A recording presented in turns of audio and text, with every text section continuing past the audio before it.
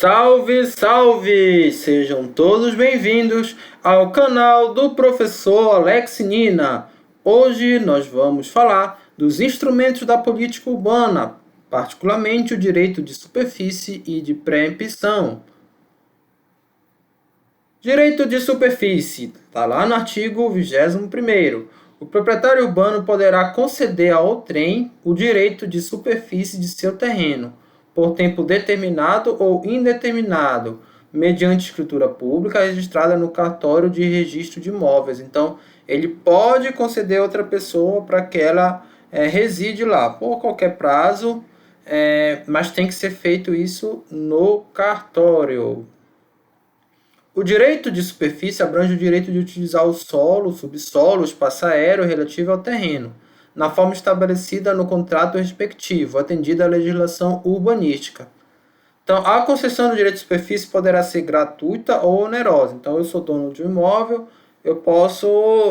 digamos que eu tenha vários imóveis, eu tenho um lá desocupado, eu posso conceder o direito para que alguém resida lá, alguém, um parente ou um amigo. Eu não vou ser.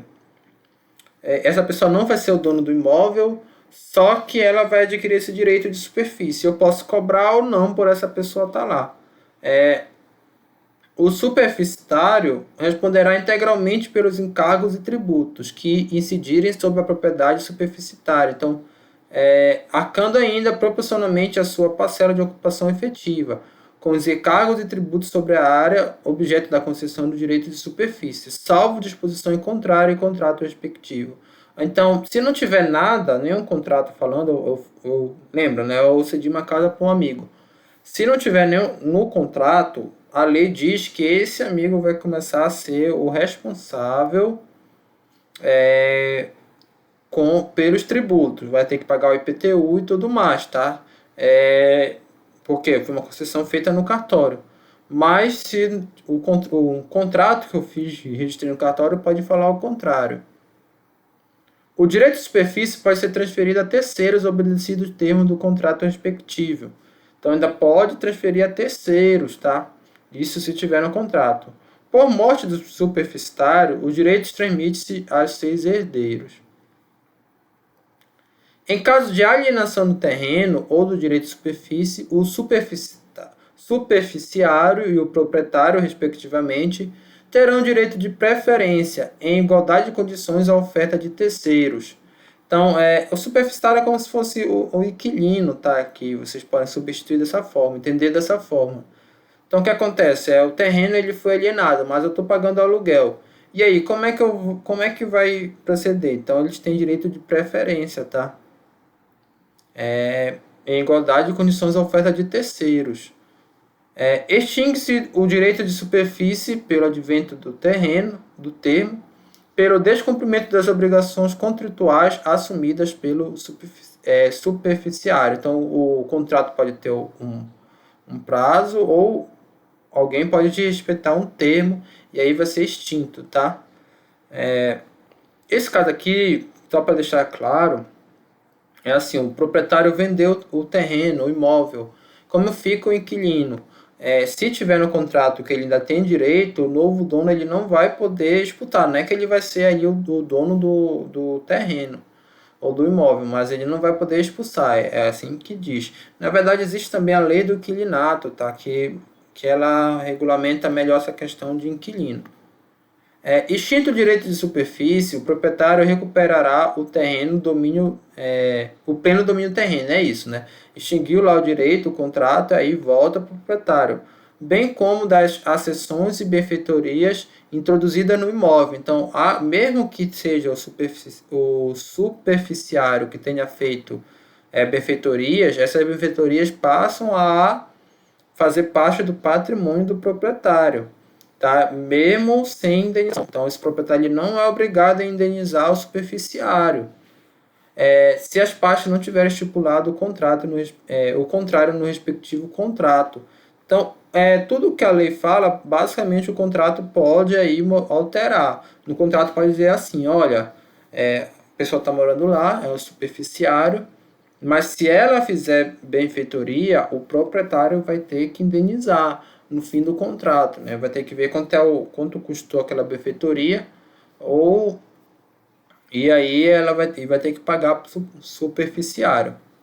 Antes do termo final do contrato, extinguir-se-á o direito de superfície se o superficiário der ao terreno destinação diversa daquela a qual foi concedida.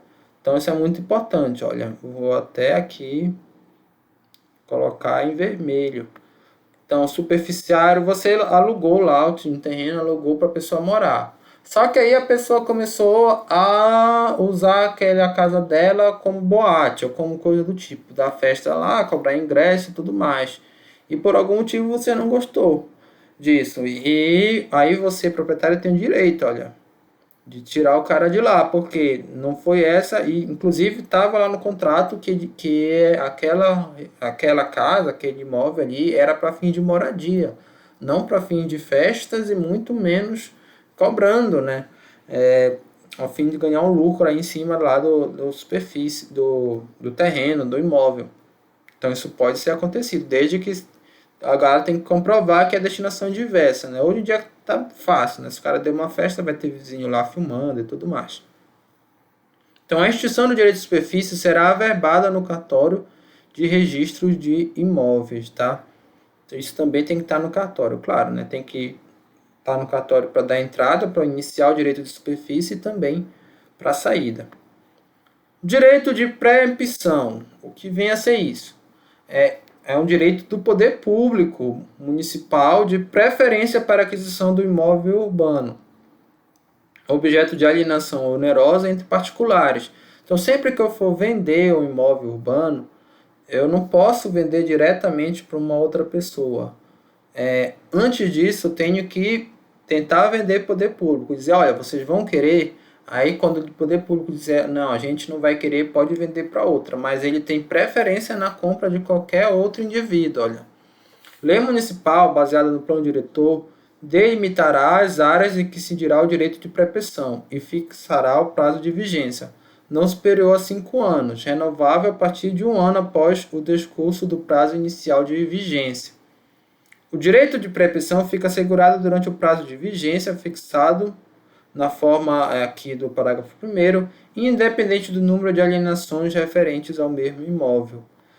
Então, o poder público vai dizer quais são as áreas, né, que tem esse direito de preempção, e o poder público tem um prazo aí para adquirir esse imóvel.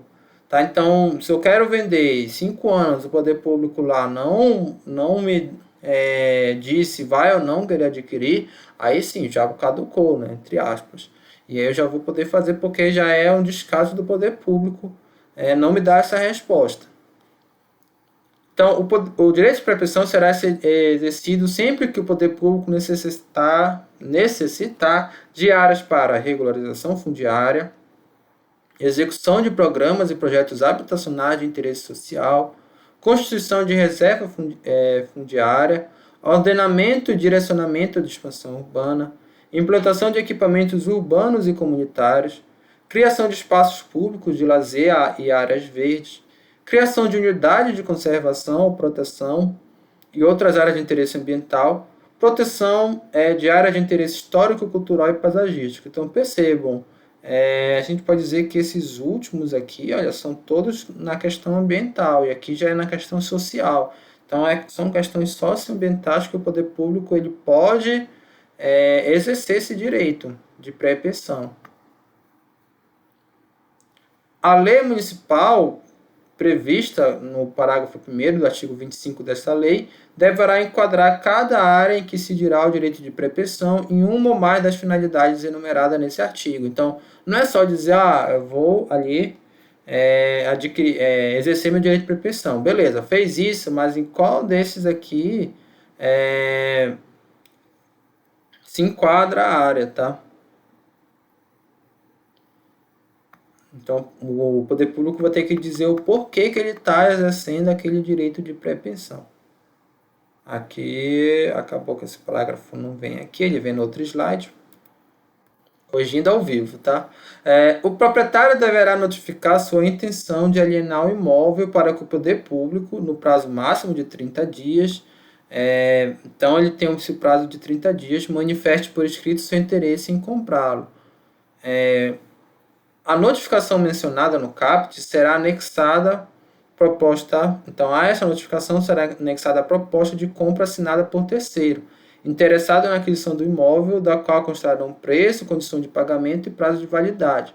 Então, eu quero vender o imóvel, vou ter que ir lá na prefeitura ou lá na secretaria lá de urbanismo ou na secretaria responsável, tá? Cada município vai ter essa secretaria própria e aí manifestar que eu quero vender, já com o contrato de compra e venda assinada pela pessoa que quer comprar. Então, o município tem 30 dias, tá bom? Eu só falei aqui 5 anos, mas era outra situação, olha. Então, não superior a 5 anos, renovável a partir de um ano. O que acontece? O plano diretor ele precisa dizer quais são as áreas que têm esse direito de pré-pensão e elas valem por 5 anos, por até 5 anos. Só que isso tem que ser renovado, claro, né? Então, ano a ano, a prefeitura ela vai ter que rever em que áreas deve incidir esse direito de pré-pensão. Já falando mais nessa situação aqui de pré-pensão, que o poder público meio que força o indivíduo, né? Tá, outra situação aqui do que eu tinha falado anteriormente. Então, peço desculpa aí pelo erro. E vai ficar aqui na aula mesmo, tá? Eu não gosto de... Eu gosto de mostrar quando eu erro também. Faz parte. Então, olha lá. A notificação mencionada no caput será anexada. Proposta de compra por terceiro. Tem que dizer logo qual é o preço, as condições de pagamento e o prazo de validade. Tudo isso tem que estar na proposta para que o município se manifeste se quer ou não comprar no lugar desse terceiro. O município fará publicar em órgão oficial e em pelo menos um jornal local ou regional de grande circulação edital de aviso da notificação recebida nos termos do CAPT e da intenção de aquisição do imóvel nas condições da proposta apresentada. Tem que estar lá no diário oficial do município ou em algum jornal. Transcorrido o prazo mencionado no CAPT, sem manifestação, fica o proprietário autorizado a realizar alienação para terceiros, nas condições da proposta apresentada. Então, se o município não dizer nada, quem cala consente. Ele está dizendo que ele aprova lá que seja feita a venda. Então, o município precisa se manifestar. Tá? É muito importante entender isso, porque não é o contrário. Não é assim, a lei podia ser o contrário, dizer assim, olha, se o município não dizer nada, quer dizer que o proprietário não pode vender. Não, nesse sentido, se o município for lento por algum motivo, o proprietário vai adquirir sim o o direito de poder vender ali para terceira pessoa sem que o município interfira ou queira exercer sua pré-intenção. Concretizada a venda a terceiro, o proprietário fica obrigado a apresentar ao município, no prazo de 30 dias, cópia do instrumento público de alienação do imóvel. Então, o novo proprietário vai ter que ir lá no município. A alienação processada em condições diversas à proposta apresentada é nula pelo pleno direito. Então, lá, quando o primeiro proprietário foi lá e disse que ia vender o imóvel por 100 mil, aí vendeu, o município não quis exercer sua pré-pensão, aí o segundo proprietário vai ter que ir lá e mostrar que ele é o dono. Ele não pode dizer que ele comprou por 200 mil. Então ele tem que mostrar que a transação de fato aconteceu, como foi a proposta lá mostrada para o município no momento que ia ser dada essa venda, né, para o município exercer ou não a pré-pensão. Se for diferente, todo o processo é anulado. Ocorrida a hipótese prevista aqui no parágrafo 5º, esse caso de anulação, o município poderá adquirir o imóvel pelo valor da base de cálculo do IPTU ou pelo valor indicado na proposta apresentada, se este for inferior àquele. Então, como eu falei em aula anterior, o município sempre tem uma tabela do quanto está valendo lá aquele teu imóvel, tá? E isso ele usa para calcular o IPTU. Você pode vender por um valor diferente.